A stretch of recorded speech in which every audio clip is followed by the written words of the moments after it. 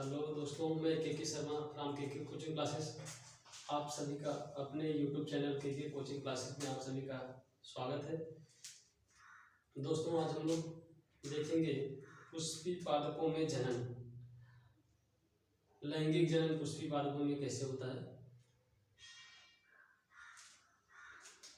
आज इसके बारे में हम लोग चर्चा करेंगे। ठीक है, आइए देखते हैं। पुष्पीय पादपों में लैंगिक जनन।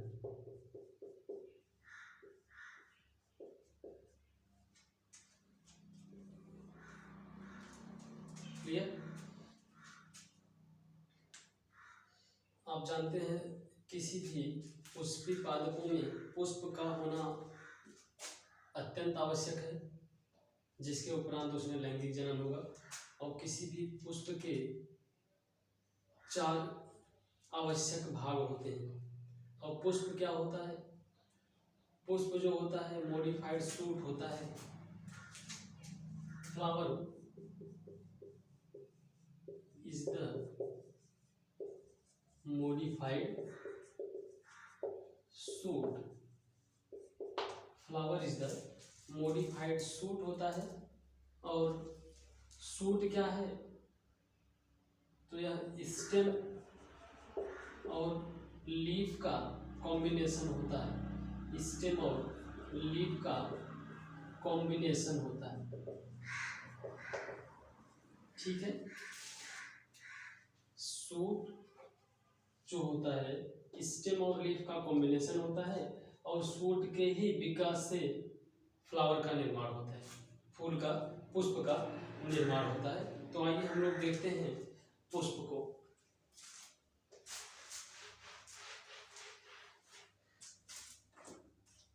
पुष्प के 4 आवश्यक भाग होते हैं, जो इस प्रकार है। पहला, बाह्य दल पुंज। बाह्य दल। दूसरा, दल पुंज। बाह्य दल पुंज। दूसरा, दल पुंज। तीसरा, पुमंग होता है। पुमंग। तो चौथा होता है जायांग, जिसे अंग्रेजी में कैलिक्स बोलते हैं। कैलिक्स। बाह्य दल को कैलिक्स कहते हैं, दल पुंज को कोरोला कहते हैं, और पुमंग को एंड्रोसियम कहते हैं भैया, एंड्रोसियम। और जायांग को गाइनोसियम कहते हैं। ओके। पुष्प के 4 आवश्यक भाग होते हैं, जो इस प्रकार हैं। बाह्य दल पुंज। दल पुंज जिसे कोरोला कहते हैं, पुमंग जिसे एंड्रोसियम कहते हैं, और जायांग जिसे गाइनोसियम कहते हैं। तो यह पुष्प का स्त्री जननांग है, यह पुरुष जननांग। पुमंग को पुरुष जननांग कहते हैं। तो इसमें हम लोग देखेंगे किसी भी पुष्प में ये किस तरह से विकसित होते हैं या पाए जाते हैं। ठीक है, देखिए इस तरह हम लोग देखेंगे। एक पुष्प की संरचना में हम लोग इस तरह से देखेंगे।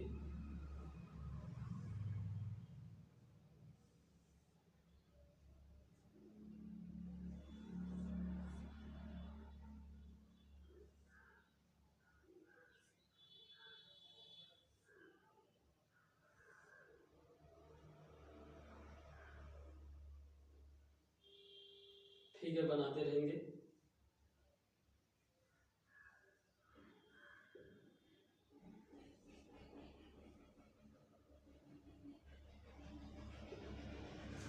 ठीक है, किसी भी पुष्प में हम लोग चारों भागों को देखेंगे। पहले ये जो नीचे, किसी भी पुष्प के नीचे का भाग जिस पर पुष्प बैठा रहता है, टिका रहता है, उसे थैलस कहते हैं। क्या कहते हैं भैया?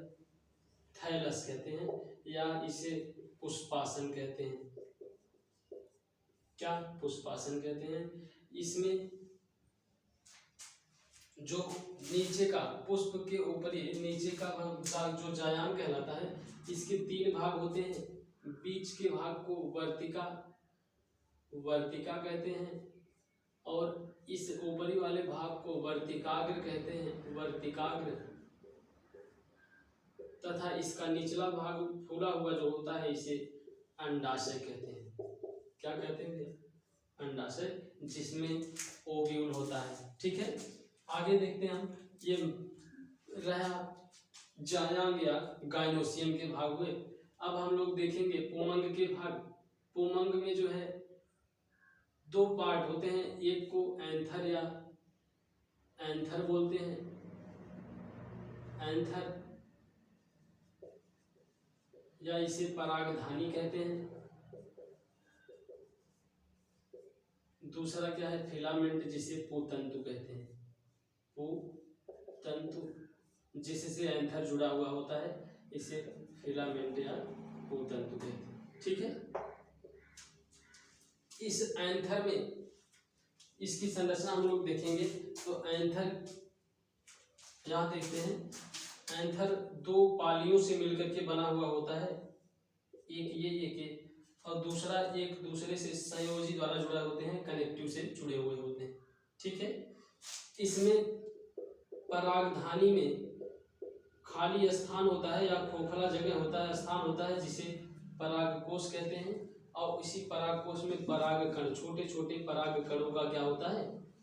परागकणों का निर्माण हुआ होता है। ठीक है, रही बात जायांग की, तो इसमें इसके ओव्यूल में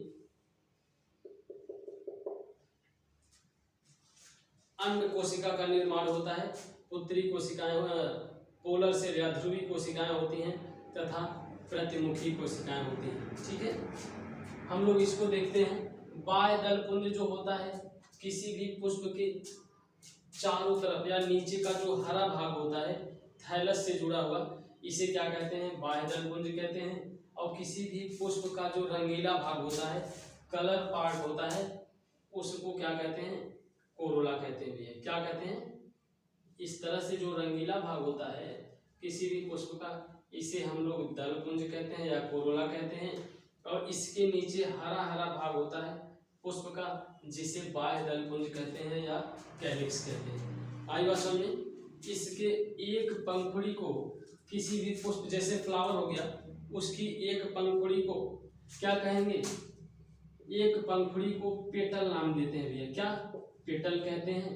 और बाह्य दल के एक पंखुड़ी को, बाह्य दल पुंज की एक पंखुड़ी को क्या नाम देते हैं? सेपल कहते हैं। क्या कहते हैं?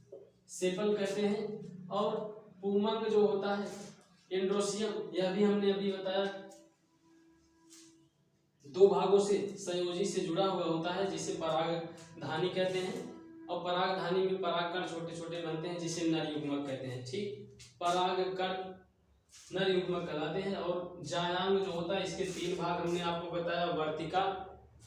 वर्तिका हमने जाना, और वर्तिका, ओवरी या अंडाशय एक दूसरे से एक पतली नलिका द्वारा जुड़ी हुई होती हैं, जिसे वर्तिका कहते हैं। क्या कहते हैं?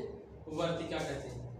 पुष्पी पादपों में लैंगिक जनन जो होता है, परागण का होना आवश्यक है। और परागण कैसे होता है, किस तरह से होता है, आइए हम लोग जानेंगे। ठीक है, चलो इसको इरेज करते हैं।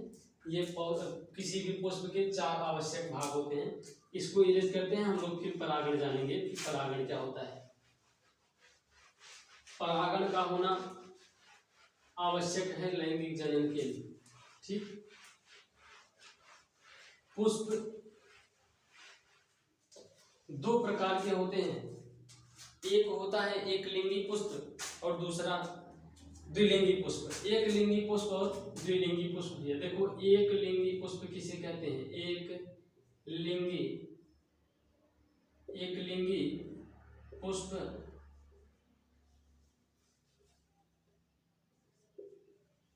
एक लिंगी और द्विलिंगी, एक लिंगी और द्विलिंगी पुष्प। एक लिंगी पुष्प क्या होता है? ऐसे पुष्प जिनमें नर तथा मादा जननांग अलग अलग पुष्पों में विकसित होते हैं, ऐसे पुष्पों को एक लिंगी पुष्प कहते हैं। जैसे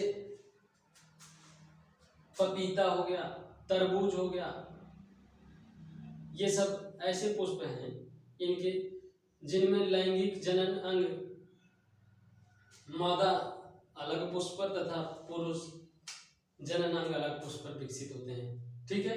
द्विलिंगी पुष्प क्या होते हैं? ऐसे पुष्प जिनमें नर तथा मादा जननांग एक ही पुष्प पर उगे होते हैं, उन्हें द्विलिंगी पुष्प कहते हैं। जैसे गुड़हल हो गया, गुलाब हो गया। ओके, तो इस तरह से एक लिंगी पुष्प और द्विलिंगी पुष्प होते हैं। ठीक, इनमें लैंगिक जनन होने के लिए अभी हमने आपको बताया परागण का होना आवश्यक है, तो पॉलिनेशन इसे परागण कहते हैं। भैया क्या? परागण। देखिए परागण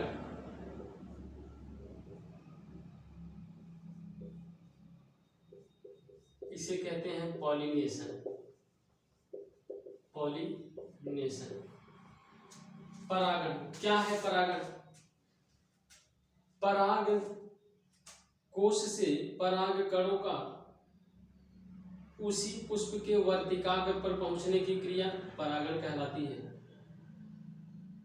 क्या? फिर से जानेंगे कि पराग कणों का पराग कोश से पराग कणों का पराग कोश से वर्तिकाग्र पर पहुंचने की क्रिया परागण कहलाती है। Reaching of pollen grain from pollen sac to the stigma is called pollination। ठीक है। पराग कणों का परागधानी से या पराग कोश से वर्तिकाग्र पर पहुंचने की क्रिया परागण कहलाती है। और परागण भी दो प्रकार से हो सकता है। परागण दो प्रकार से होता है या दो प्रकार के होते हैं। एक स्वपरागण होता है, दूसरा परपरागण होता है। स्वपरागण होता है भैया और परपरागण होता है। देखिए परागण क्या है, पहले तो डेफिनेशन हम लोग जानेंगे कि पराग कणों का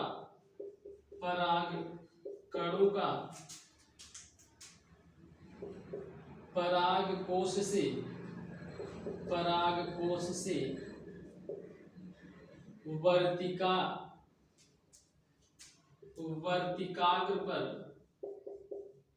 वर्तिकाग्र पर पहुंचने की क्रिया परागण कहलाती है। परागण कहलाती है।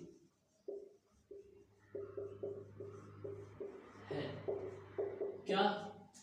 पराग कणों का पराग कोश से वर्तिकाग्र पर पहुंचने की क्रिया क्या कहलाती है? परागण कहलाती है। और परागण दो प्रकार का होता है। पहला देखेंगे हम लोग स्वपरागण। इसको मिटा दे, इरेज कर दे, तब आगे चलते हैं। ठीक है, देखिए इधर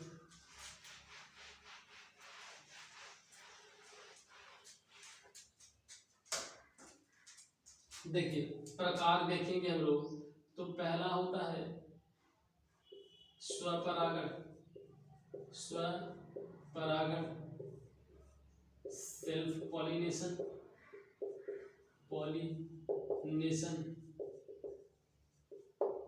और दूसरा क्या होता है? परपरागण।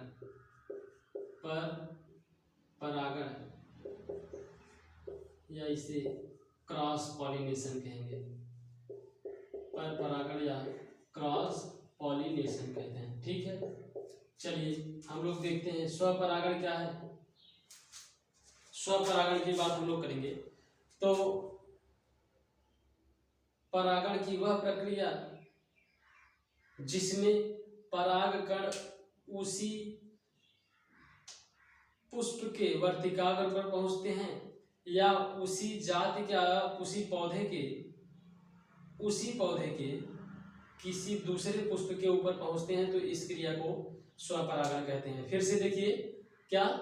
जब परागकण उसी पुष्प के वर्तिकाग्र पर अथवा उसी पौधे के किसी दूसरे पुष्प के वर्तिकाग्र पर पहुंचते हैं तो यह क्रिया स्वपरागण कहलाती है।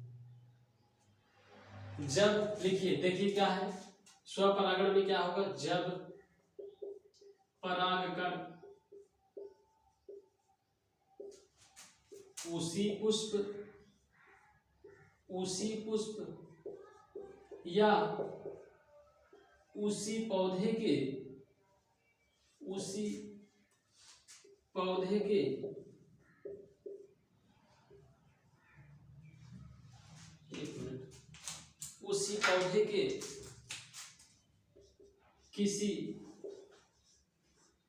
दूसरे पुष्प के वर्तिकाग्र पर, दिख रहा है, अच्छा, वर्तिकाग्र पर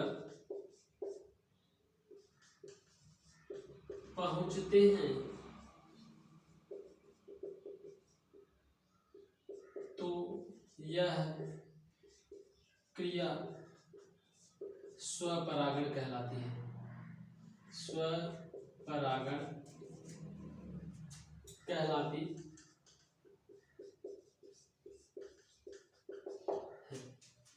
ठीक है, जब परागकण उसी पुष्प या उसी पौधे के किसी दूसरे पुष्प के वर्तिकाग्र पर पहुंचते हैं तो यह क्रिया स्वपरागण कहलाती है। ठीक है, चलिए पर परागण में हम लोग देखेंगे, इरेज करते हैं तब लोग देखेंगे।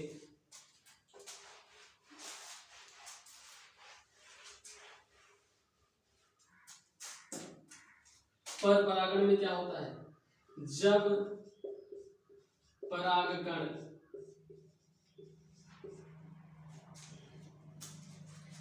किसी पुष्प से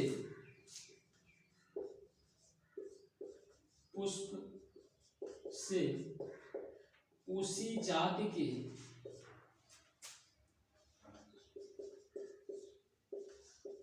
किसी दूसरे पुष्प, उसी जाति के किसी दूसरे पौधे के पुष्प पर पहुंचता है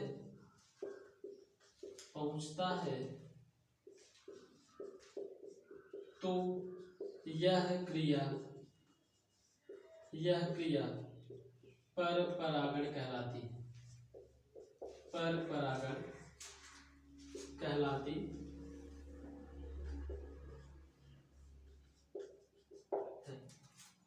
ठीक है, क्या जाना हमने, जब परागकण किसी पुष्प से उसी जाति के किसी दूसरे पौधे के पुष्प पर पहुंचता है, या यहाँ पुष्प के वर्तिकाग्र पर, आप समझिएगा कि पुष्प पर पहुंचता है तो यह क्रिया पर परागण कहलाती है। ठीक है, जैसे इरेज कर दें इसको,